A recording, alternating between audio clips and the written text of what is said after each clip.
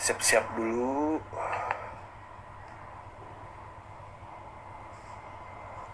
Pin komen.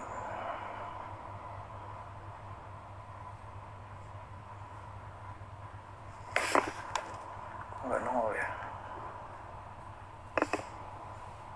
Komen.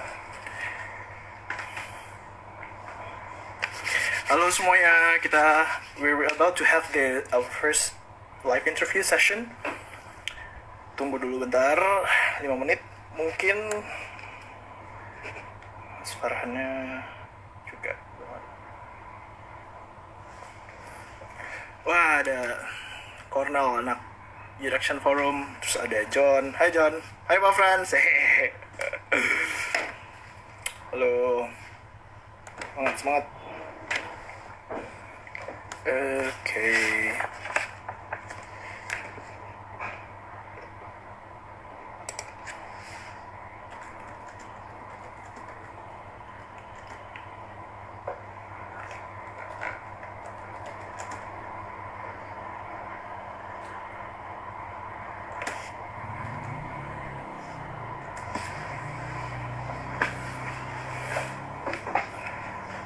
Thank you, John.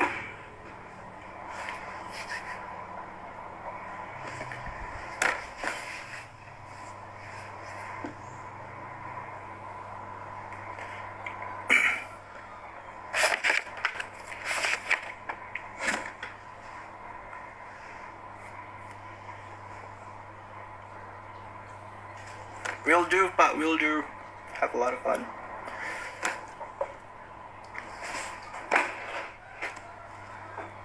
Coba nih.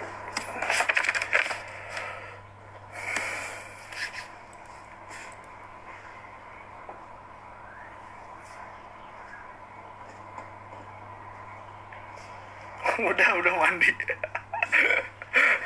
Sudah mandi, mantap. Cuma belum tidur. Halo Bu Indira. Selamat datang.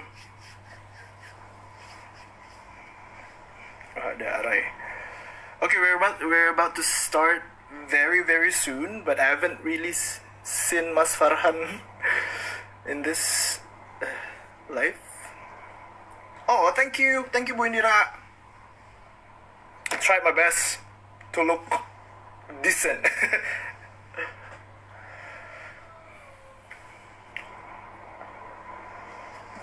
Oke, ntar lagi kita mulai. Please keep the comments and the questions coming, because we're about to start our session today with Mas Farhan.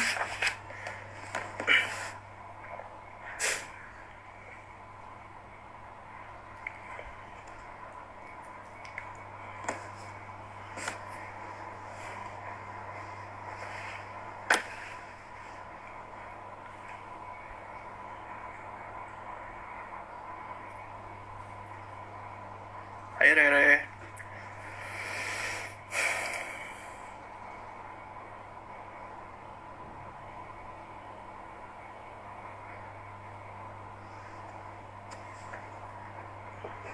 Wah, ada kakakku. Halo.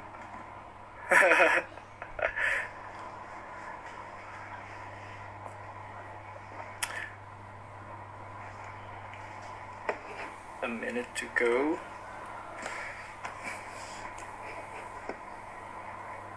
Halo Mas Danu.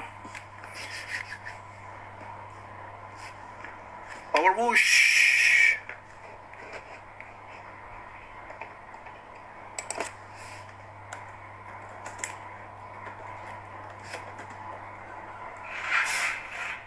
Halo.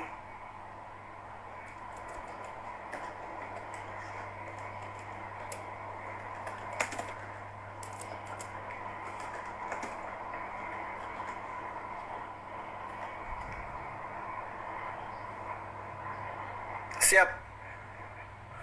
Itu nanti pertanyaannya udah akan di record sama tim ya. So if you have question, please keep it coming.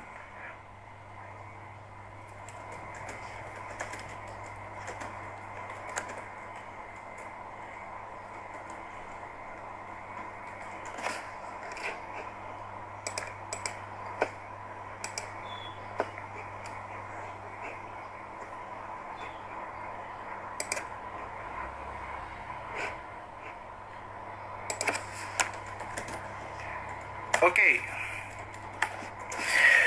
Right, sekarang it's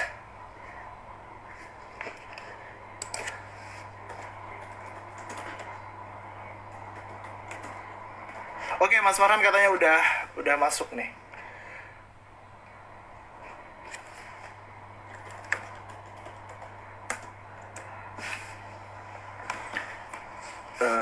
Coba cek dulu.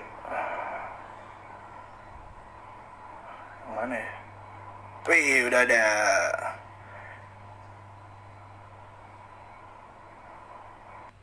Hai Mas Farhan, yay! The star is here. Wih, halo Mas. Selamat pagi. Halo, kabar? Baik. Alhamdulillah. Gimana Mas kabarnya? Baik, sehat. Sehat ya? Puasanya ya? Lancar ya? Sehat. Alhamdulillah. Masih lancar sejauh ini. Oke, sekarang Ya. kita langsung mulai aja ya Mas ya? Sip? Siap. Ini udah ada yang nanya susah aja nih dari Indira. santai. Kan masuk ke Nanti di record. Nanti aku pilihin yang mudah deh pertanyaannya. Oke. Alright, selamat Oke. pagi semuanya. Selamat datang di dialog seriesnya UID yang judulnya Call Up for Help, Heroes of Our Times. Nah, untuk awal-awalnya kita ingin, for those of you who haven't heard tentang UID, let me introduce the organizations very quickly. Jadi UID itu adalah organisasi nirlaba atau non-profit yang fokusnya adalah memfasilitasi tri-sector leaders to create and implement sustainable solutions to address the region's biggest challenges. Jadi tri-sector leaders ini coming dari the government sectors, the industrial sector, sama the civil society.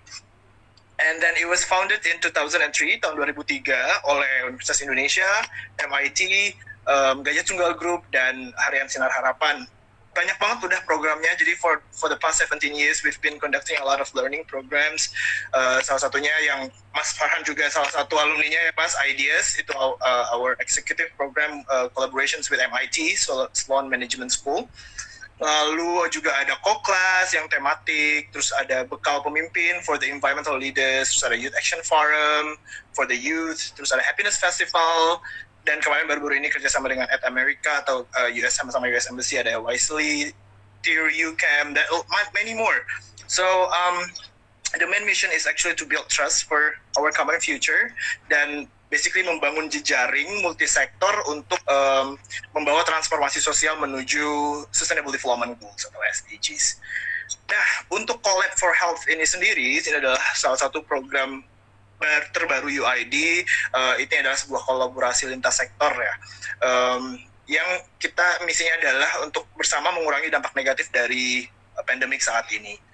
Seperti banyak sekali series programnya, salah satunya adalah kemarin kita sudah melakukan donasi 6 juta medical mask di Jakarta, terus juga ada protective personal equipment di Bali, PPI juga kita sumbangkan, dan ini sekarang saat ini itu adalah the dialogue series with the heroes of our times atau inspiring live interview dengan inspiring figures yang ada di Indonesia terkait pandemic juga. Tujuannya adalah to bring optimism and positive energy di tengah masa-masa sulit seperti saat ini. Okay, so sekarang situations itu emang it's very saddening, tapi there's still hope. Saat ini kasusnya udah 15.000 ya Mas ya. Terus, tapi yang sembuh tuh aku lihat semakin meningkat dan rasio kematian juga semakin menurun. So, hanging there everyone. Keep doing the protective measures and then stay positive, and this is what we are trying to be positive. Okay, without any further ado, let me introduce Mas Farhan, our guest star untuk edisi perdana hari ini ya. Jadi dialog ini nanti akan selama sampai tanggal 22 Mas, sampai tanggal 22 setiap harinya jam 11 siang sama jam 4 sore itu akan ada dialog dengan alumni-alumni program UID juga yang merupakan leaders di sektor-sektor yang berbeda gitu. Nah, untuk hari ini tema kita adalah melihat dari perspektif the government. Aku mungkin introduce dulu Mas Farhan ya. Nanti mungkin Mas Farhan bisa elaborate. I did my research on you. Mas Farhan ini dulu ya kita sering banget lihat ya, udah familiar banget ya aku warawiri di televisi ya Mas ya, dulu zaman aku masih sekolah dan lain sebagainya, dan sering banget lihat Mas Farhan di TV. You were one of the prominent presenters di Indonesia, tapi sekarang agak shifting ya Mas, shifting ke politics ya sekarang ya. Kita akan cari tahu kenapa itu. Saat ini Mas Farhan menjabat sebagai salah satu anggota DPR RI Komisi 1 ya Mas kalau nggak salah. Ya. Komisi 1 itu di bidang pertahanan luar negeri, komunikasi dan informatika, dan pertahanan luar negeri, komunikasi intelijen dan media. Oke. Dulu itu Mas Farhan adalah alumni IDS 3 di tahun berapa tuh Mas? 2011 2012. 2017. Ya, 2011 2012. Oh, 2012. Oke, sip. Waktu itu masih mewakili Yayasan Cilanak Bangsa ya, Mas? Sebagai Sekretari Jenderal. Alright, I'm gonna give the floor to you now untuk mungkin to introduce yourself further, and then the initiatives that you've been working on terkait dengan pandemic ini. Terus maybe you can provide us with stories atau perspektif dari pihak government on how we can actually deal with this hard time. Oke. Mas. Terima kasih. Selamat siang semuanya. Salam sejahtera dan semoga kita semua sehat dan dilindungi ya. Saya akan memulai cerita saya persis seperti kalau kita disuruh check in. Kalau kita lagi check in di UID ini, kita akan ditanya dulu. Pertanyaan pertama adalah selalu what travel did you take to get here today? Gitu. Yeah. Saya mau mengambil cerita tentang pertama kali saya mengenal UID itu tahun 2002, ketika saya diminta menjadi salah satu LO untuk kick off dinner kita. Kalau nggak salah itu ada Conference on Peace and Humanity, United in Diversity, pada tahun 2002 di Bali, 2003 di Bali. Nah, dari 2002 kita sudah direkrut untuk dilatih menjadi orang-orang yang mengerti apa sebetulnya konsep ini gitu. Yeah. It was a very intense and serious training I ever had as an LO. Karena biasanya LO itu cuma di trainingnya paling sejam selesai gitu. Ini kalau nggak salah saya lupa ya, tapi yang saya ingat seharian saya mesti di LPPM. Dan di LPPM itu belajar lagi dari basic sampai ke advanced economics, karena aku memilih bidangnya economics, that's my educational background. Okay. Dan yang membuat saya sangat bahagia adalah saya diajarin lagi one-on-one tentang economic model sama ekonometrika. Anak ekonomi, economic model sama ekonometrika tuh wow gitu ya. Jadi di depan Tugu Tani itu kita seharian belajar, dan yang ngajarinnya itu para profesor dari MIT. Coba kayak gitu ya. Next level ya. Iya, dan setelah itu kita terlibat dalam diskusi sampai akhirnya ngerti betul. Profesor Everett tuh kata Franz. Iya tuh. Dari Florida, iya. And it was like he was the one who actually opened my eyes and reintroducing the reason, for me to study about economics since 1988. This is a good thing, right? Lalu kita ikut seminar conference ya di Bali, di Nusa Dua waktu itu. Pembicaranya hebat-hebat, Gus Dur. Yang saya ingat tuh ada Gus Dur, ada Alvin Toffler, and it's very funny when we are very Alvin Toffler itu is the most anticipated speaker dong. Yeah, okay. Yeah. Tapi as he took the stage, like 5 minutes later, everybody trying very hard to keep the eyes open karena bikin ngantuk banget. Oh my God. I have to tell you that. I mean, it's Alvin Toffler, of course gitu. Tapi gue nggak tahan nih gitu. Tapi untuk moderatornya waktu itu Pak Wimar Witular, is very interesting, dan Gus Dur juga memberikan pandangan-pandangan sangat menarik. Beberapa pembicara lain saya agak kurang ingat nama-namanya, tapi semua itu menunjukkan bagaimana sebetulnya United in Diversity itu is a very universal concept. Yes. Because the world is a very diverse, place, and one way or another we have to be united. Yes. Tapi director dari Sloan School of Management waktu itu, saya lupa namanya, memberikan speech yang sangat keren pada waktu dinner, mengingatkan bahwa ada sebuah gap yang sangat besar antara negara yang sangat maju, ya, first world country, dengan third world country, ya kan? This is 2002, 2003 we're talking about, ya. Nih, jaraknya tuh jauh banget gitu. Indonesia waktu itu, I think baru keluar dari krisis dan mungkin GDP per kapita sekitar 1.000 sampai 1.500 dolar, and we are dealing with Eropa dan Amerika waktu itu very powerful dengan 40.000 sampai 50.000 US dollars GDP per kapitanya. Nah, jadi dengan sangat tegas, sang profesor mengatakan bahwa what we need to do is more than just being united, but creating the middle income country. Dan salah satu middle income country yang disebutin waktu itu adalah Singapura. Singapura adalah sebuah negara yang contoh pas banget untuk menjadi middle income country. Waktu itu Singapura baru beranjak dari 10.000 menuju 15.000 US dollars. If I were not mistaken, correct me if I'm wrong.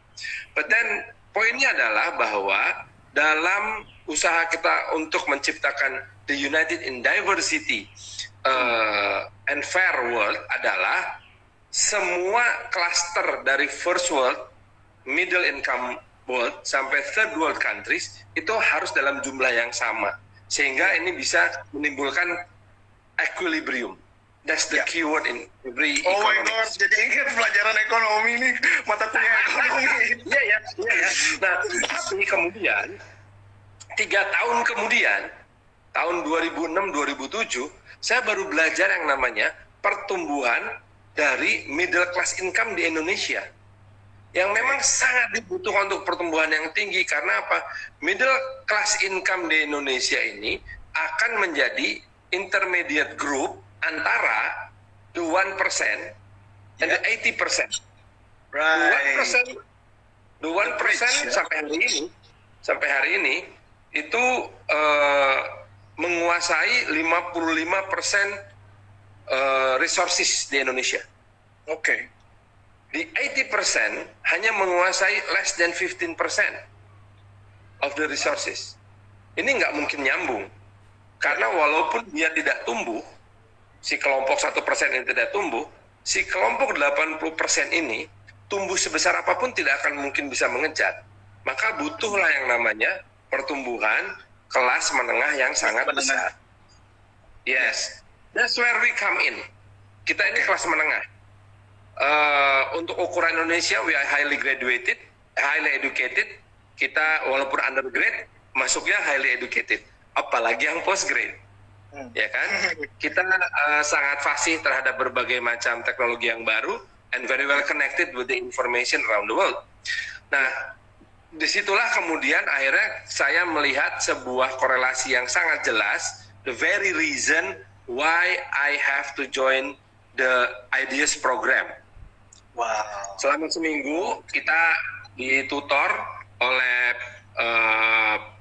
Pak Otto, Profesor Otto, juga ada Peter Senge di dalamnya, dan bertemu dengan berbagai macam pembicara dengan berbagai macam ide.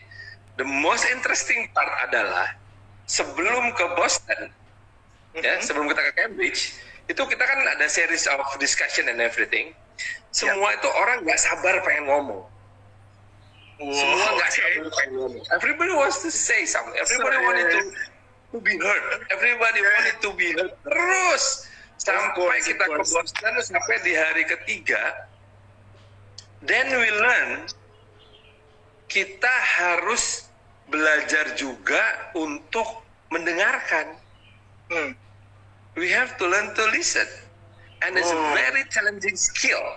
It is very underrated, you know. Yes. Nah, it's underrated leadership skill. Sampai sesaat sebelum bubar, aku tuh sama classmate aku namanya Bill. Bill ini dari International Red Cross, dia orang Inggris. Big guy. White gorilla. Wow, okay. Until the very end of the class, kita sepakat, saya sama Bill sepakat bahwa this listening skill development class is very challenging. It is, yeah. And it is still up until today. Itu sebabnya platform seperti live Instagram ini harus kita hargai, bukan hanya karena di sini Ima Ibrahim dan Ruben Hattari bekerja, tetapi Because it actually trains our listening skills. iya, saya yakin banyak sekali teman-teman yang dengerin kita ini pengen banget ikut ngomong, but guys, you know what? This is a very perfect time That's for a good you, point. not us. It's a good For point. you, not us. Yeah. To practice what we call suspend judgment. Oke. Ya, Waduh, mulai nih istilah-istilah nih, istilah-istilah UID nih. Teori you ya, teori you. Ya. Open mind, open heart, dan open will gitu. Right. Kira-kira itulah perjalanan yang saya jalani sejak tahun 2002 sampai akhirnya saya bergelut. Waktu itu saya masih mewakili sebagai dari Trifactor ini kelompok civil society and media. Oke. Then throughout the time, tahun 2015 I decided to shift from media and civil society, slowly shifting to the politics, and now aku sudah ada di sektor publik. Oke. What drives you? Maksudnya what drives the shift to happen gitu? Bekerja di civil society dan media memang memberikan saya akses untuk bisa melakukan banyak hal untuk masyarakat. Ya. Ya paling enggak ikut mempromosikan fundraising, ikut bikin acara untuk kasih bantuan bersama dengan Yayasan Cinta Anak Bangsa. Kita tahun 2012 itu sudah mempelopori yang namanya 2011-2012 ya, sejak saya pulang dari MIT itu, kita sudah mempraktekkan namanya belusukan ke dalam. Jadi belusukan ya. What we did was actually datang ke suatu kampung kampung kumuh di perkotaan di kota Jakarta, ya nggak so jauh-jauh. Okay. Dikumpulin semua perempuan, ibu-ibu. Kita pengen tahu, how do you feel? What is your commitment to life? What do you see? Sensing. What kind of... Iya. Jadi saya dipaksa dengerin, oh ibu-ibu itu masalahnya ini toh gitu. Sampai kita tahu bahwa ketika kita ingin memaksa mereka menyekolahkan anak-anak mereka yang memilih putus sekolah, itu bukan dengan just providing a free school, but also providing the motivation, the reason, and if we can provide that, we don't have to provide a free school actually. Yeah. That's We still have to touch them with some SPP lah gitu ceritanya. Nggak harus gede-gede, tapi somehow it binds them. It binds them with the motivation and the purpose of the school and why they go to school. Tapi pada saat bersamaan, kita juga mesti bisa menjawab pertanyaan ketika kegelisahan itu terjadi. Satu, dari mana mereka punya sumber untuk mempertahankan dan meningkatkan kehidupan. Satu itu, during anak-anaknya sekolah. Setelah itu, bagaimana kita bisa membuka kesempatan lebih untuk anak-anak ini ketika dia lulus sekolah. Oke, dia lulus sekolah, oke dia dapat sertifikasi jadi montir, sertifikasi jadi programmer komputer. So what? Yeah. What kind of opportunity that we can offer? Karena bagaimanapun juga mereka yang underprivileged, sepinter apapun, belum tentu memiliki the same opportunity like those from the privileged family. Sadly, yeah. Yes. Then what we have to do is providing the equal opportunity. Okay.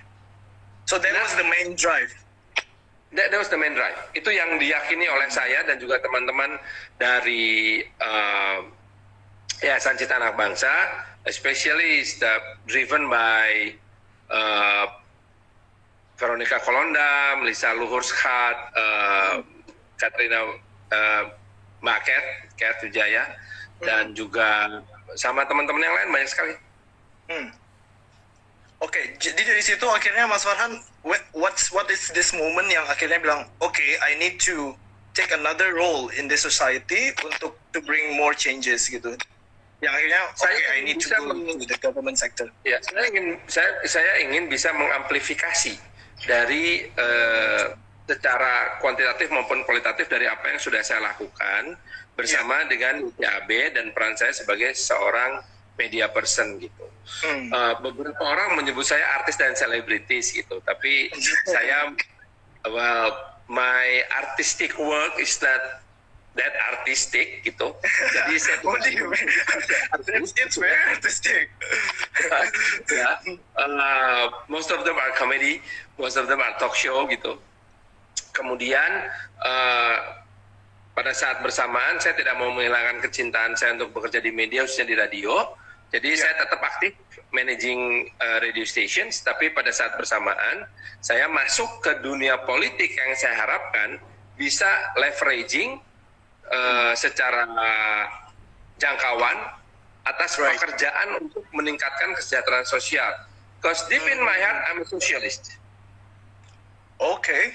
As a socialist, we believe that kalau kita bisa mendongkrak kesejahteraan kelompok bottom 40%, maka pada saat bersamaan the top 60% akan terdongkrak juga kehidupannya. I believe in that. I don't believe in trickle down effect. Oh, what's that? Please enlighten me. Trickle down effect ini adalah sebuah konsep yang digunakan oleh para bapak pembangunan kita dari tahun 67 sampai tahun 98, di mana kita memberikan kesempatan dan dalam tanda kutip membesarkan konglomerat-konglomerat besar, lalu diharapkan nanti kayak ngisi ember gitu. Ember diisi penuh, nanti dia akan tumpah dan jatuh ke bawah. That's trickle down effect. Oh, okay. Wah, a good-hearted conglomerate will let that trickle down effect happens. Di mana nanti efek ekonominya akan jatuh ke orang-orang atau kelompok-kelompok yang ada di bawahnya. Nah, tapi problemnya tidak semua konglomerat itu berhati baik. Ada konglomerat yang ketika diisi airnya sama pemerintah itu dengan berbagai macam fasilitas, ketika dia tumpah, maka dia menciptakan kantong-kantong untuk menampung tumpahan tersebut. Oke. Atau lebih bahaya lagi, sama si konglomerat hitam ini, embernya dibocorin, bos. Sengaja dibocorin, embernya dibocorin, terus ditampung lagi sama dia. Waduh, iya ya. So that kind of strategi itu ternyata hanya bisa bekerja pada saat krisis. Krisis 67 ketika kita sampai 650% inflasinya. Krisis 98. Krisis 98 itu sebetulnya adalah di mana terjadi pergeseran luar biasa dari trickle down effect, terjadilah pembantaian konglomerasi besar-besaran. Nah, sekarang ini kita mesti melakukan yang namanya itu socialism leveraging. The bottom 40% naik, maka dengan sendirinya yang lain juga akan naik. Itu prinsip pertama. Prinsip kedua, every private property harus punya fungsi sosial. Okay. The least that we can do adalah if you have an intellectualism, if you have an idea, do not keep yourself from sharing it. Oh, okay. Jadi jangan pelit sama ide. Amplify the positive impact, no? Exactly. Nah, dengan saya berada di dunia politik, saya akan punya istilahnya toa yang lebih besar. Untuk berteriak, untuk menyampaikan ide dan lain-lain. Gitu. Nah, itu sebabnya I'm in the politics. Oke, Mas. Nah, sekarang kalau kita melihat kondisi kayak saat ini nih, what's your thoughts on this pandemic issue? You didn't see it coming, right? Dan the governments, I believe the government have been enforce a lot of measurements, countermeasures to deal with it. Nah, mungkin Mas bisa sharing lebih jauh lagi tentang itu, bagaimana, soalnya kan ini yang di-blame nih selalu government nih. It's very tricky role, this government role, Yeah, if it's not going down, it's like it's because of the government, So how are you responding to that, Terus maybe personally, what kind of initiative that you've been actively doing to encourage people to survive this pandemic better? Okay, I'm gonna start this with a very spiritual point of view. Okay. Okay. Artinya gini, bro. Artinya gini, kita kan kalau ngobrol sama Otto sebagai salah satu guru kita di UID, kita selalu bicara soal empati and humility. So let's start. Kalau bicara soal empati itu adalah kita berusaha merasakan apa yang dirasakan sama orang lain. 96, I'm gonna go back to 1996. Tahun 96 adalah masa di mana kita sebagai bangsa, as a nation, we think we are on the track of taking off our economy. Ya, dengan konsep ekonomi lepas landas itu loh. Okay. You were not born yet. Okay. Itu tahun 96 itu. Nah, waktu itu somehow kita merasa bahwa kita udah sejahtera banget and ready to join the wealthiest nation. Gitu. Macam Asia loh kita disebutnya, Asian Tiger. Okay. Maka sejak tahun 96 itu tiba-tiba kita kebanjiran berbagai macam international brand franchise. Okay. Hard Rock masuk, keren dong tahun 92 itu. Kemudian Hard Rock berkembang lagi, tidak hanya menjadi Hard Rock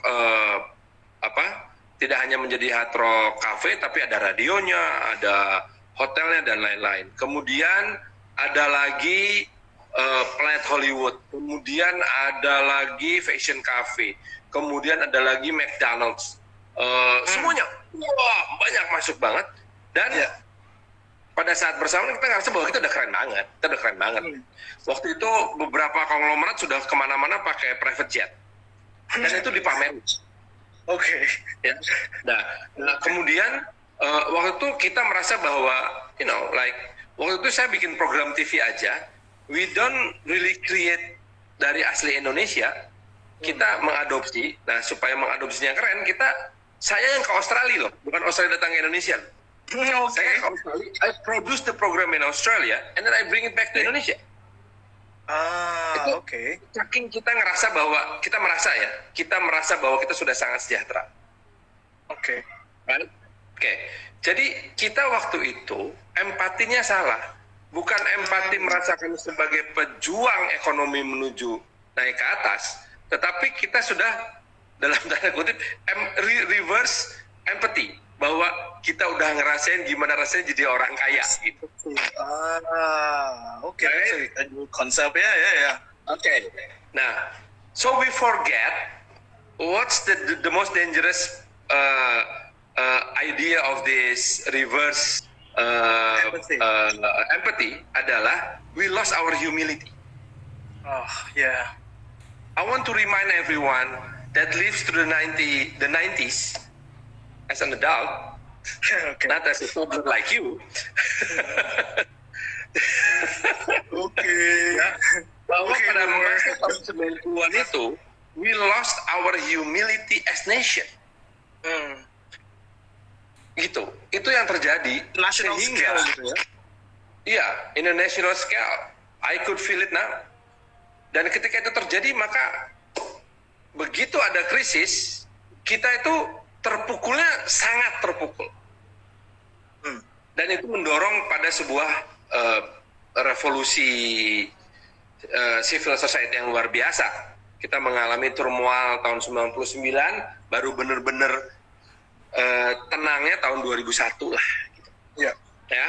Nah, setelah itu kita berkembang maju luar biasa sampai tahun 2019.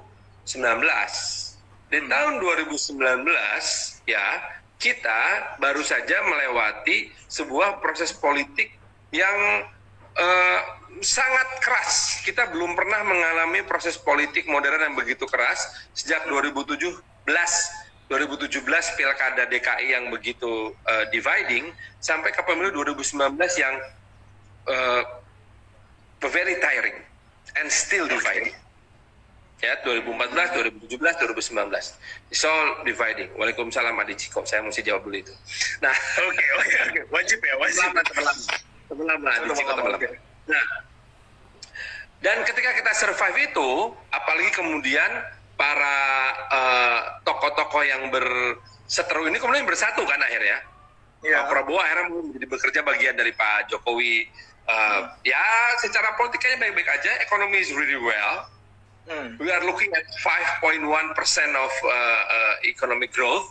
Some still ngomel-ngomel karena pengennya 7%. Pengennya 7%.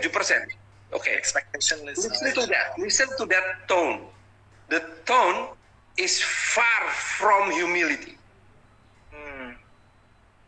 Our economy grew at 5.1% rate. But then still we are whining it should have been 7. Yeah. That is far from humility. What happened then? Taking it for granted in a way, kan? Yeah. What happened then? What happened is COVID-19. Nobody saw it coming. Yes. Now we are looking at, we're lucky if we can have 0.2% of economic growth. And we're supposed to be grateful about those 5.1%. Okay. And why are we whining about should have been 7%? I think spiritually, our crisis right now will force us to go back to the concept of grateful, humility, and positive empathy. Wow, that's very powerful. Itu yang saya rasain gitu. That's how we see it philosophically. Tapi tentu prakteknya banyak hal yang harus kita lihat. Dalam konteks empathy, saya sangat kagum pada berbagai macam inisiatif untuk melakukan kolaborasi, membantu banyak orang dengan berbagai macam cara. Dan ini khas banget kelas menengah. Bikin kolaborasi. Seperti yang kita lakukan sekarang, kolaborasi yang sangat menarik. Kemudian bikin konser di rumah oleh para musisi, even though we have to lose big names. We need them more than ever. But God loved them so much that He claimed what His righteous right. Memanggil Grand Fredly, memanggil Didi Kempot, itu membuat dunia konser ini kayak gitu ya. Kemudian pada saat bersamaan juga inisiatif-inisiatif dari perusahaan-perusahaan, the corporation,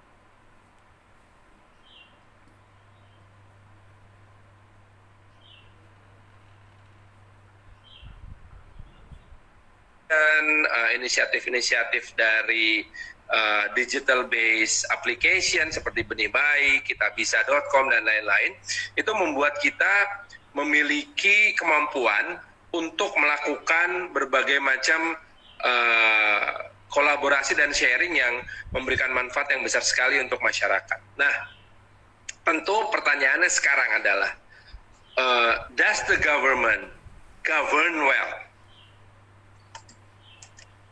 Does the government fulfill the very key word of government, which is govern? Govern. Ya, Tantangan terbesar untuk Pak Jokowi sekarang ini adalah bukan mengendalikan virus. Oke. Harusnya itu menjadi tantangan terbesar para ahli secara teknis. Ya. Tantangan terbesar sekarang untuk Pak Jokowi sebagai seorang presiden adalah mengendalikan the United of Indonesia dengan menyamakan visi dan langkah bersama para kepala daerah. Ya. 34 provinsi dan 500 lebih kota kabupaten itu harus sama, senada seirama dengan Pak Jokowi. That's the hardest part. Karena kalau ngelihat menteri-menteri kita bicaranya kadang suka, kok nyambung sih, kok gini sih, kok konsisten sih gitu ya. Itu level pusat, gampang aja, mereka bisa teleponan kok, masih bisa ketemuan kok. Kita juga di DPR masih bisa rapat virtual atau fisikal, masih bisa. Karena apa? We are still in Jakarta. Dari Senayan ke Medan Merdeka itu nggak jauh. Apalagi pakai Rider. Karena udah nggak ada yang berani pakai MRT. Jadi komunikasi itu bisa terjadi. Ada kesalahpahaman, fix it. Dengan sangat mudah itu bisa kita lakukan. It's just a matter of political will dan tidak ada masalah mental blockage dan lain-lain. Masalah ngobrol aja ini. Ya. Nah, tetapi managing the expectation and managing the leadership throughout 34 provinsi dan 500 lebih kota kabupaten di mana masing-masing ada kepalanya sendiri-sendiri. That's not easy. That's not easy. Kalau saya jadi Pak Jokowi mungkin kerjaan saya sekarang tiap hari adalah, kalaupun saya tetap harus melakukan physical distancing, adalah melakukan video conference dengan seluruh kepala daerah. Yes. Has it been done? Belum ada ya inisiatif. Okay. Saya nggak terlalu dekat dengan istana. Saya lebih stay di Senayan aja. UID yang dekat sama istana tuh UID, Mas. Dekat kita jaraknya. Well, I would imagine that. Ya, geographically kita lebih dekat. Iya. Karena it will be amazing. You know? Iya, I would imagine that gitu. Tapi kan kadang kita suka ngelihat Pak Jokowi turun ke lapangan, ngelihat bagi-bagi sembako dan lain-lain.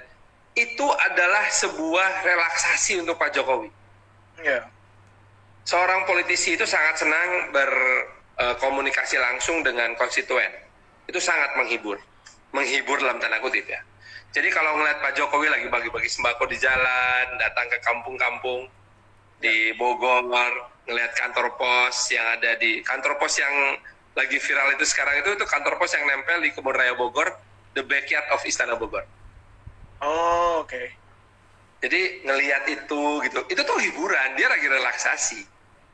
Karena the real work, the real stressing work is duduk di depan video conference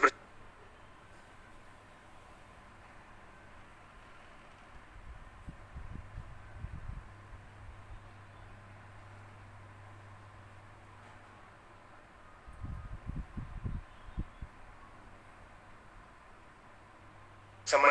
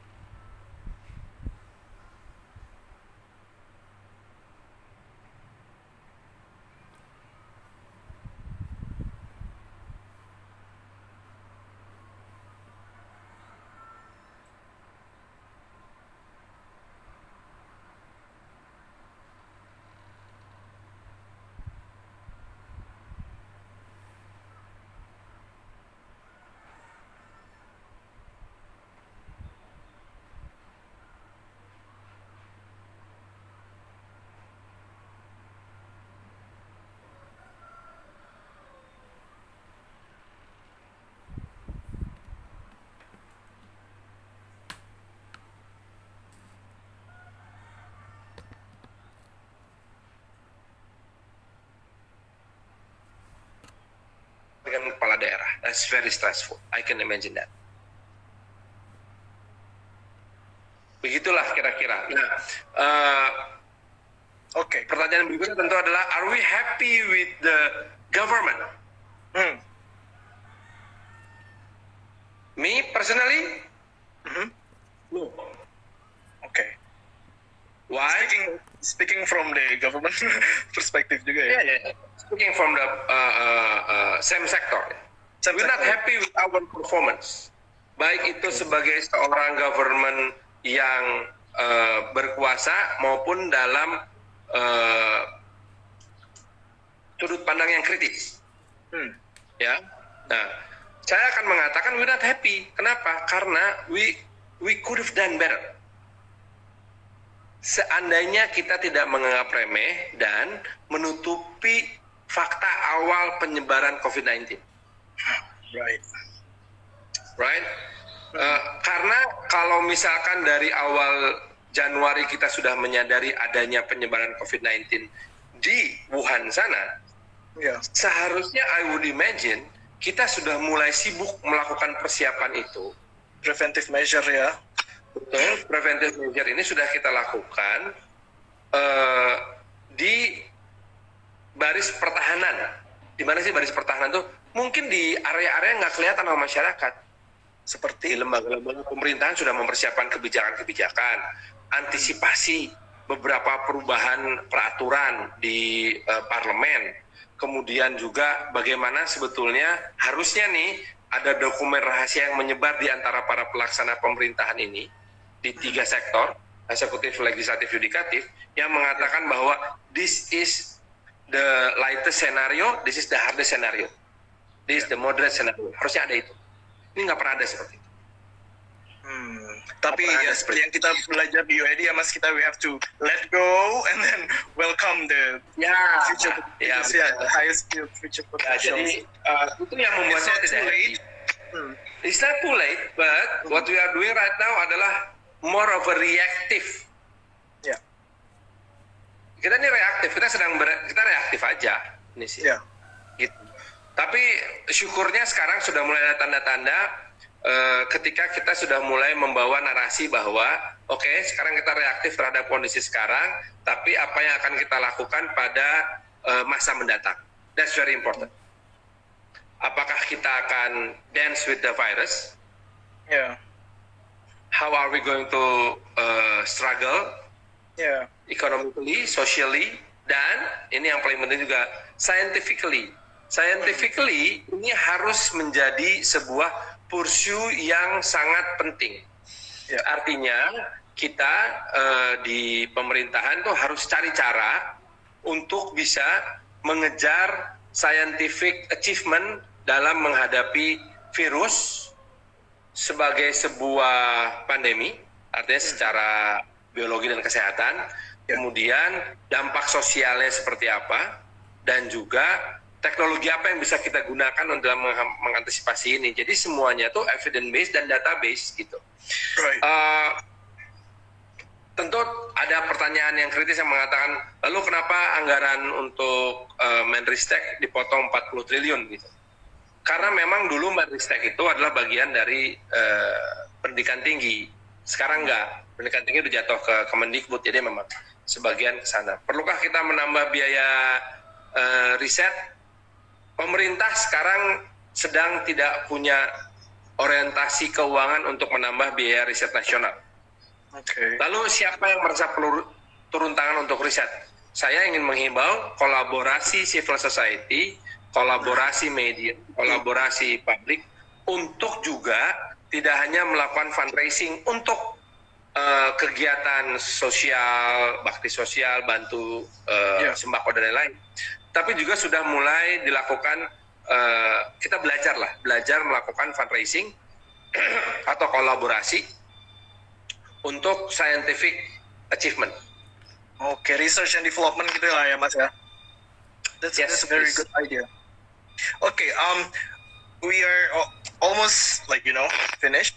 Tapi kita buka Q&A sessions dulu. There are a lot of questions already coming my way. Jadi mungkin aku lihat dulu bentar. Ada pertanyaan dari Frans Sugiarta. Siapa ini Frans Sugiarta? Ini Pak Frans. Pihak yang tidak sependapat Mas dalam menangani pandemi ini. It's okay.